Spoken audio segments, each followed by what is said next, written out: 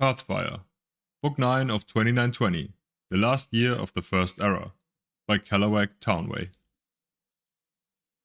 Second Hearth Fire, 2920, Gideon, Black Marsh. The Empress Tavia lay across her bed, a hot late summer wind she could not feel banging the shutters of her cell to and fro against the iron bars. Her throat felt like it was on fire, but still she sobbed, uncontrollably, bringing her last tapestry in her hands. Her wailing echoed through the hollow halls of Castle Giovese, stopping maids in their washing and guards in their conversation. One of her women came up to the narrow stairs to see her mistress, but her chief guard Zook stood at the doorway and shook his head. "She's just heard that her son is dead," he said quietly. Fifth Hearth Fire, 2920, the Imperial City, Cyrodiil. "Your Imperial Majesty," said the potentate Versailles through the door. "You can open the door. I assure you, you are perfectly safe. No one wants to kill you." "Mara's blood," came the Emperor Remen III's voice, muffled, hysterical, tinged with madness. "Someone assassinated the prince, and he was holding my shield. They could have thought he was me." "You're certainly correct, Your Imperial Majesty," replied the potentate, expunging any mocking qualities from his voice while his black slitted eyes rolled contemptuously. "And we must find and punish the evildoer responsible for your son's death. But we cannot do it without you. You must be brave for your empire." There was no reply. "At the very least, come out and sign the order for Lady Reacher's execution," called the potentate. "Let us dispose of the one traitor and assassin we know of." A brief pause, and then the sound of furniture scraping across the floor.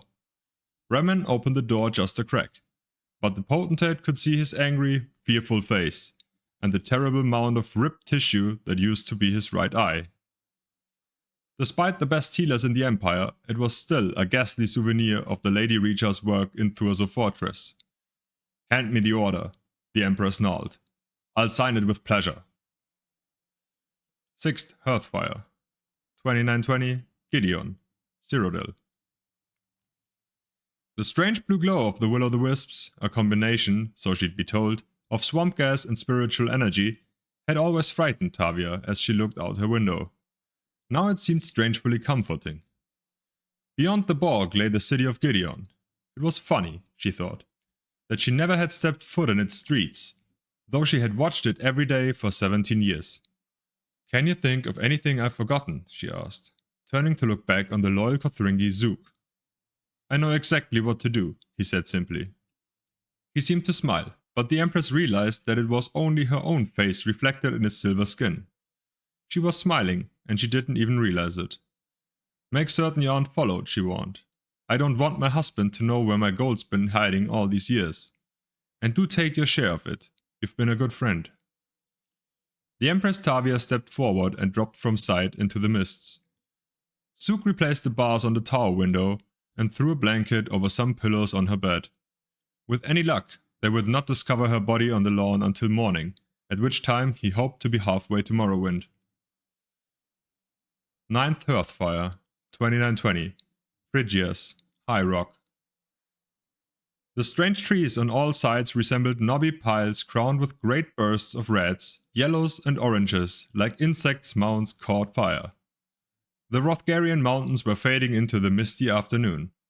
Turala marveled at the sight, so alien, so different from Morrowind, as she plodded the horse forward into an open pasture. Behind her, head nodding against his chest, Cassius slept, cradling Bosriel. For a moment, Turala considered jumping the low-painted fence that crossed the field, but she thought better of it. Let Cassius sleep for a few more hours before giving him the reins. As the horse passed into the field, Turala saw the small green house on the next hill, half hidden in forest. So picturesque was his image, she felt herself lull into a pleasant, half-sleeping state. A blast of a horn brought her back to reality with a shudder. Cassius opened his eyes. "Where are we?" he hissed. "I don't know," Turala stammered, wide-eyed. "What is that sound?" "Orcs," he whispered. "A hunting party. Head for the thicket, quickly." Turala trotted the horse into the small collection of trees. Cassius handed her the child and dismounted. He began pulling their bags off next, throwing them into the bushes. A sound started, then a distant rumbling of footfall, growing louder and closer. Turala climbed off, carefully, and helped Kassir unburden the horse. All the while, Bosriel watched open-eyed. Turala sometimes worried that her baby never cried. Now she was grateful for it. With the last of the luggage off, Kassir slapped the horse's rear, sending it galloping into the field. Taking Turala's hand, he hunkered down in the bushes.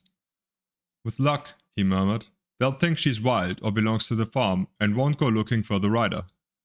As he spoke, a horde of orcs surged into the field, blasting their horns. Turala had seen orcs before, but never in such abundance, never with such bestial confidence. Roaring with delight at the horse and its confused state, they hastened past the timber where Kassir, Turala, and Bosriel hid. The wildflowers flew into the air at their stampede, powdering the air with seeds. Turala tried to hold back a sneeze, and thought she succeeded. One of the orcs heard something though, and brought another with him to investigate. Kassir quietly unsheathed his sword, mustering all the confidence he could. His skills, such as they were only in spying, not combat, but he vowed to protect Turala and her babe for as long as he could. Perhaps he would slay these two, he reasoned, but not before they cried out and brought the rest of the horde. Suddenly, something invisible swept through the bushes like a wind.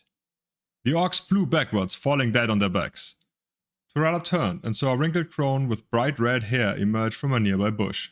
"I thought you were going to bring him right to me," she whispered, smiling. "Best come with me."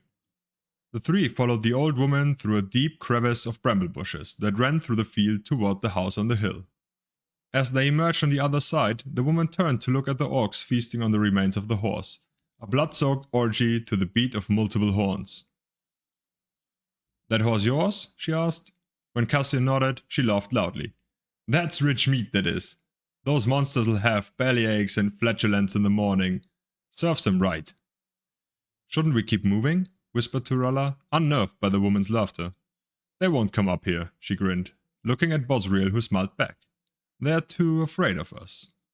Turala turned to Kassir, who shook his head. "Witches, am I correct in assuming that this is old Barbin's farm, the home of the Skeffington Coven?" "You are, Pat," the old woman giggled girlishly. "Pleased to be so infamous. I am Minister of Skeffington." "What did you do to those orcs?" asked Turala. "Back there in the thicket."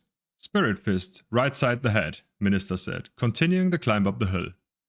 Ahead of them was the farmhouse grounds. A well, a chicken coop, a pond, women of all ages doing chores, the laughter of children at play. The old woman turned and saw that Turala did not understand. "Don't you have witches where you come from, child?" "None that I know of," she said. "There are all sorts of wielders of magic in Tamriel," she explained. "The Psijic study magic like it's their painful duty. The battle mages in the army on the other end of the scale hurl spells like arrows. We witches commune and conjure and celebrate.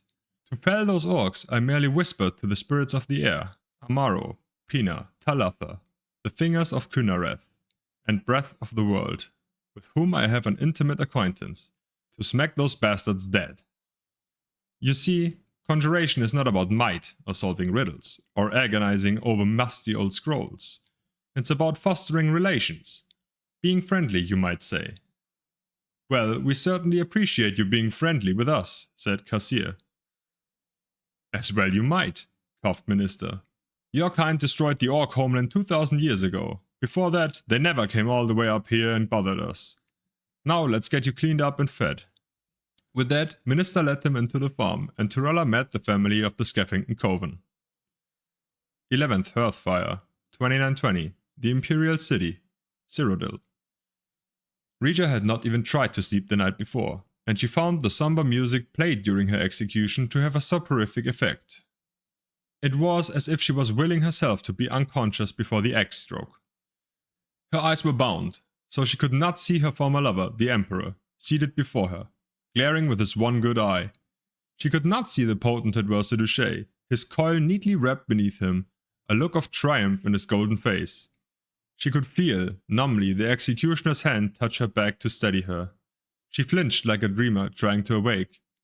The first blow caught the back of her head, and she screamed. The next hacked through her neck, and she was dead. The Emperor turned to the potentate wearily. "Now that's done, You said she had a pretty sister in Hammerfall named Corda? 18th Hearth Fire, 2920, Dwinnen, High Rock. The horse the witches had sold him was not as good as his old one, Cassier considered. Spirit worship and sacrifice and sisterhood might be all well and good for conjuring spirits, but it tends to spoil beasts of burden. Still, there was little to complain about. With the Dunmer woman and her child gone, he had made excellent time. Ahead were the walls surrounding the city of his homeland. Almost at once, he was set upon by his old friends and family. "How went the war?" cried his cousin, running to the road. "Is it true that Vivek signed a peace with the prince, but the emperor refused to honor it?" "That's not how it was it?" asked a friend, joining them. "I heard that the Dunmer had the prince murdered and then made up a story about a treaty, but there's no evidence for it." "Isn't there anything interesting happening here?" Cassier laughed. "I really don't have the least interest in discussing the war or Vivek." "You missed the procession of the Lady Corda," said his friends. "She came across the bay with full entourage and then east to the Imperial City." "But that's nothing. What was Vivek like?" asked his cousin eagerly. "He's supposed to be a living god." "If Sheogorath steps down and they need another god of madness, he'll do," said Cassier haughtily. "And the woman?" asked the lad, who had only seen Dunmer ladies on very rare occasions. Cassier merely smiled. Turala Skeffington flashed into his mind for an instant before fading away. She would be happy with the coven, and her child would be well cared for. But they were part of the past now, a place and a war he wanted to forget forever. Dismounting his horse, he walked into the city, chatting of trivial gossip of life on the Iliac Bay. The year is continued in Frostfall.